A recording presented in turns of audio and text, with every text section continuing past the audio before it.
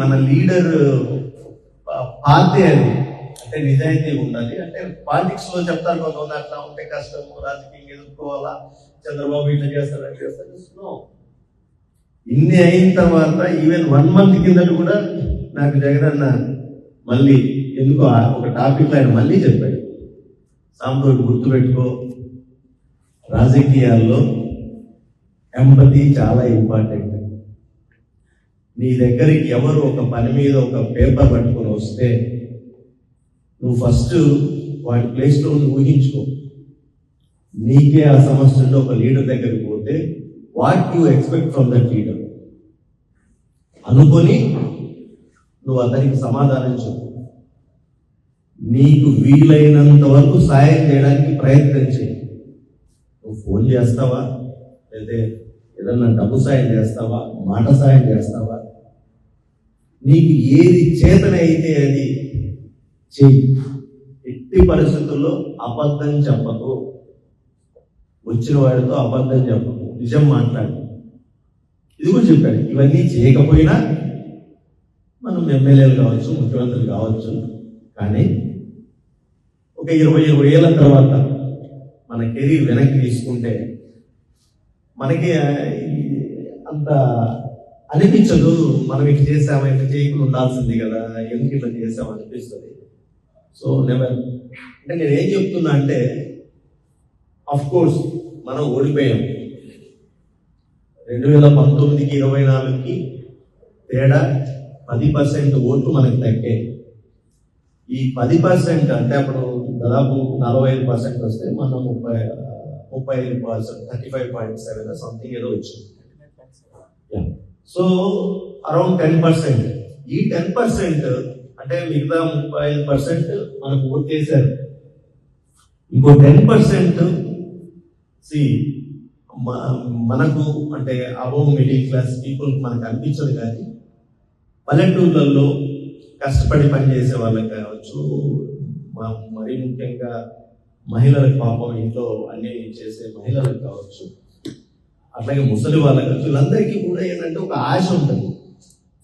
ఏమోలే ఇతను వస్తే ఇవన్నీ చేస్తాడేమో అనే ఆశ.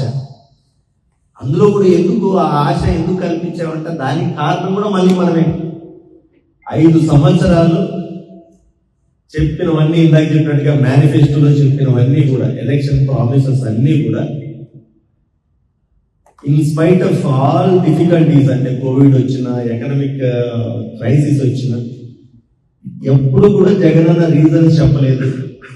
ఆ రీజన్ చెప్పి ఒక 1 year టైం తీసుకుంటాను లేదు, లేదా 1 year ఎగ్గొడతాను లేదు, దేనికి ఎక్స్క్యూజెస్ చెప్పకుండా అన్నీ చేశాను కదా. సో వాళ్ళు ఏమనుకున్నారు ప్రజలంతా, సో ఇది గవర్నమెంట్ సిస్టమ్ ఇది. సో అతను కూడా చెప్పాడు కదా, జగన్ ఇచ్చినవన్నీ కూడా ఇస్తాను, అదనంగా ఏమి ఇస్తానని. సో మినిమం జగన్ ఇచ్చినవి అయితే వస్తాయి కదా, ఇతను వస్తే ఆదర్శాలుగా వస్తాయి కదా అని ఆశతో ఓటేసిన వాళ్ళ వల్లే ఓడిపోయింది. బట్ ఈ రోజు ఇందాక చాలా మంది చెప్పారు, మన ఊళ్ళో లేకపోతే మనం ఓడిపోయాం, కానీ ప్రజల్లో మనకున్న అంటే జగనన్న మీద ఉన్న అభిమానం తగ్గలేదు, ప్రేమ తగ్గలేదు. ఈరోజు అందరూ కూడా బాధపడుతున్నారు, పొరపాటు చేశాం, తెలిసి అతని గురించి తెలిసి మోసం చేస్తాడని తెలిసి ఓటేశాం. జగనన్న లేకపోవడం వల్ల ఈరోజు 1 సంవత్సర కాలంలో ఏ రకమైన మనకి సాయం అందట్లేదు గవర్నమెంట్ నుంచి అనేది ప్రతి ఒక్కరూ బాధపడుతున్నారు. కాబట్టి ఇవన్నీ కూడా temporary. Okay, let's start again. దీంట్లో ఏం లేదు. బట్ ఓన్లీ థింగ్ ఈజ్ మనము మన లెవెల్లో ఇందాక చెప్పినట్టుగా సంక్షేమం అనేది ఎక్కువ వాడడం వల్ల ఈ డెవలప్మెంట్ ఆస్పెక్ట్ మనం చెప్పలేకపోయాం. నిజం చెప్పాలంటే మీరు అంతా కూడా బాగా ఇక్కడ చదువుకున్న వాళ్ళే, well educated and almost techies. ఇక్కడ మీరు 1940 స్వాతంత్రం వచ్చిన తర్వాత మన రాష్ట్రంలో overall development of the state and good for public ఎప్పుడు జరిగిందనేది మీరు ఏ వాడైనా అనాలిసిస్ చేయండి. డెఫినెట్ గా 1924 మధ్యలోనే అది అభివృద్ధి కావచ్చు, సంక్షేమం కావచ్చు, యు టేక్ ఎనీ ఒక ఆస్పెక్ట్ తీసుకుంటే ప్రతి రంగంలో కూడా రెవల్యూషనరీ చేంజెస్ జగన్ అనే చేయగలిగాడు మన స్టేట్ లో, ఆంధ్రప్రదేశ్ లో. ఇప్పుడు మీరు చూస్తుంటారు, మీరు ఇండియాకి వస్తే ఇందాక ఇక్కడ ఏమో చెప్తున్నారు, ఇక్కడ అంతే యుఎస్ లో అంతేలేండి. అంటే రియల్ ఎస్టేట్ ఫారిన్ కంట్రీస్ లో real estate like US, UK, Australia తీసుకుంటే ఒక బెస్ట్ స్కూల్, గవర్నమెంట్ స్కూల్ ఏదైనా ఒక స్కూల్ ఉంటే అక్కడ రియల్ ఎస్టేట్ బాగుంటుంది అంటారు. ఎందుకు? లోకల్ వాళ్ళకు సీట్. అట్లాంటిది మన ఊర్లలో ఈ రోజు మీరు చూశారు, ఏ రోజైనా గవర్నమెంట్ స్కూల్లో కూర్చోడానికి ఇంతకంటే బెటర్ చైర్స్ ఉంటాయని మనం ఎప్పుడైనా ఎక్స్పెక్ట్ చేసాం? మనం ఎప్పుడైనా?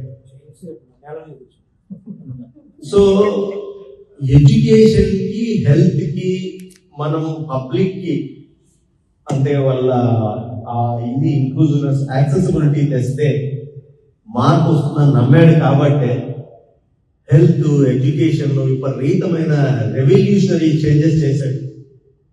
ఫర్ ఎగ్జాంపుల్ హెల్త్ లో తీసుకుంటే, మీరు ఎంతమంది తెలుసో తెలియదు, ఈరోజు మన ఊర్లో పోతే వైఎస్ఆర్ హెల్త్ క్లినిక్లు అంటే దాదాపు 10,032 వైఎస్ఆర్ హెల్త్ క్లినిక్లు కట్టారు. ఒక్కొక్క దాదాపు 30 లక్షల దాకా అవుతుంది. అంటే దాదాపు 3,000 కోట్లు దాని మీద పెట్టారు.